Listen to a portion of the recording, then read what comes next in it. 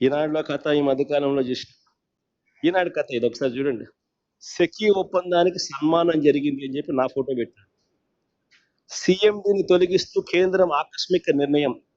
జగన్ ప్రభుత్వంతో ఒప్పందంపై వచ్చిన ఆరోపణలే పరోక్ష కారణం అని చెప్పి ఈనాడు రాస్తుంది. నిజంగా ఈ వార్త చూసిన తర్వాత ఈనాడు అనే పేపర్ నిజంగా టాయిలెట్ పేపర్కి ఎక్కువ, టిష్యూ పేపర్కి తక్కువ. అదొక పేపర్ పట్టిన పీడన. అబద్ధాలు రాయడానికైనా కానీ హద్దు పొద్దు ఉండాలి. కారణం ఏమిటి అని అంటే, ఏపీతో సెకీ ఒప్పందం ఎప్పుడు చేసుకుంది? ఏపీతో సెకీ ఒప్పందం ఒకసారి చూపించిన ఒకసారి. ఏపీతో సెకీ చేసుకున్న ఒప్పందం ఆ డేట్ ఒకసారి చూడండి. 2021 1 డిసెంబర్ 2021.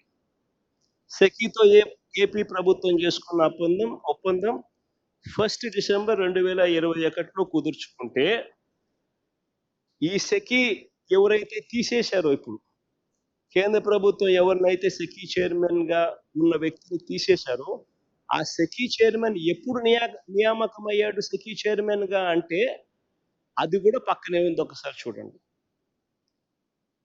13th June 2023. అసలు 13th June 2023లో ఈయన సెకీ చైర్మన్ గా ఈయన నియామకం అయితే, ఈ రామేశ్వర్ ప్రసాద్ గుప్తా అనే వ్యక్తి సెకీతో మేము ఒప్పందం చేసుకున్నది, రాష్ట్ర ప్రభుత్వం ఒప్పందం చేసుకునింది 1 డిసెంబర్ 2021. అప్పుడు ఎవడో చైర్మన్. అప్పుడు ఈ మనిషి ఎక్కడ ఉన్నాడో కూడా తెలియదు, అసలు డిపార్ట్మెంట్లో కూడా లేడు. ఈ మనిషే లేడు. ఈ మనిషి ఎప్పుడో 13 జూన్ 2023లో వచ్చినాడు. వచ్చిన ఈ వ్యక్తిని కేంద్ర ప్రభుత్వం ఈ మధ్యకాలంలో తీసేసింది. దానికి దీనికి సంబంధం ఏంటి